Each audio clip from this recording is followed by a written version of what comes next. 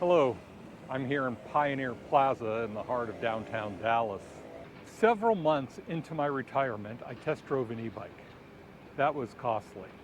From the moment you first begin to pedal, you can tell this is completely different than what some are calling an acoustic bike. You know, those bikes without a motor or battery. Just an enjoyable bike ride. It's an easy pedal.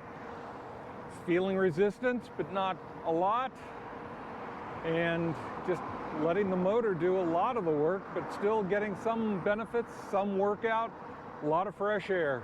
It's a buttery smooth acceleration. You feel resistance, sure, but you're punching through space like a kite in the wind. I immediately thought of how many trips I made every week that could be done on this instead of my gas-craving Honda car.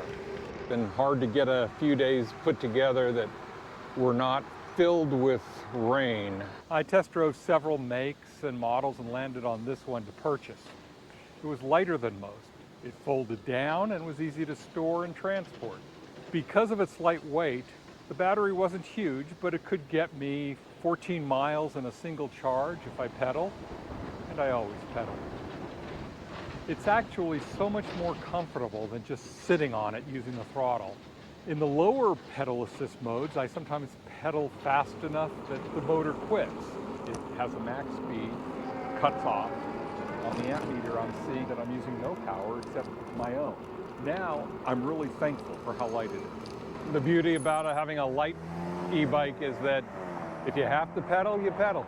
I was worried that because this is a single speed, if you need more oomph for going uphill, the motor is there for assistance. I'm glad I don't have the weight of extra gears for shifting. It would drag me down. This is a Class 2 electric bike. That means it can have a throttle, but no matter what, the engine can't go more than 20 miles per hour. I've hit 30 down a hill, but that was gravity at its finest. The motor wasn't going on after 20. There are Class 3 e-bikes that let you use the motor assist all the way up to 28 miles per hour. Once again, lighter bike, smaller battery, it's a balancing act. I'm happy at 20. Once again, to save pounds, the bike I bought doesn't have any suspension. Okay, it does have an optional shock-absorbing seat. My tush is appreciative of that. The total weight of this is 46 pounds, 7 of which is the removable battery. On a regular bike, that would be outrageous. But with an E, it will help carry its own weight. I love cruising on this for simple errands, like going to play pickleball in the park. I occasionally will ride it to Costco just for a hot dog. I was surprised that Costco had a bike rack. I was also surprised that In-N-Out didn't have one. I try to use 2 locks when I can't keep a constant eye on it at the store. I walked across Europe right after retirement. In cities like Copenhagen and Amsterdam, I saw the benefits of a bike-centric culture. Every task there is capable of being completed by bike and public transport. Rain or shine, people would ride. Bike lanes were plentiful. Families were using bikes on outings. Business people too. It was wonderful. And because of the bike infrastructure, risk of injury is less than in non-bike-centric cities. Many bike riders are helmetless there, but not here in the USA, Texas. Half the cars seem to be pickup trucks with wide mirrors, and you don't want to be smacked by one of those. I've covered too many stories of people being killed on a bike by a mirror.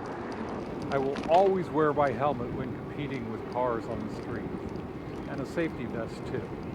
And yes, I'm one of those a-holes that will take up the whole right lane of traffic instead of being squeezed out by cars. I only have 2 lanes here, but I'm taking up the far right one, driving in the center. There's enough room to go around me in the other lane. I don't want them going around me in the same lane. The best aftermarket piece of equipment I bought was a side mirror. I like keeping an eye on the traffic behind me. But after so many miles, I've never felt threatened. Cars can and do change lanes around me. At traffic lights, I let cars go ahead. I try not to ride at night. And the bike does have lights, front and rear, and my helmet has a flasher on the back. Rain is my biggest impediment. One of those times where, despite being on a bicycle, I'm going just the same speed as all the cars around me. Just to see if I could, I rode from Dallas to Fort Worth, 43 miles. I needed 2 extra batteries that Electric provided. This isn't a long-haul bike, but there are some models that are. I took a train for the return trip. Pretty good trip. It was just to show you that it can be done. I had a wonderful day doing it, and you can't always trust Google Maps. In conclusion, I love my e-bike for in-town, good weather transportation. I care much less about the price of gas now. Could all this be done on a non-electric bike? Absolutely, but I arrive at places not sweaty and on the court, ready to play condition. And it's a whole lot of fun. But I warn you, trying one of these will likely put a small dent in your wallet. It's that good. Thanks for watching, and hope to see you again.